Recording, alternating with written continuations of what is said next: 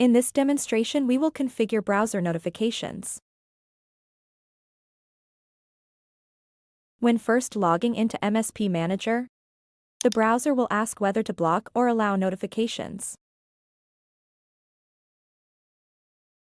Another option to allow notifications is to click the lock icon and notifications to the on state.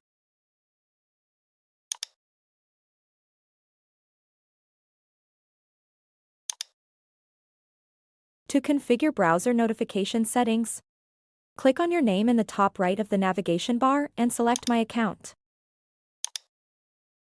Click the Notifications tab and select On or Off for each browser notification type.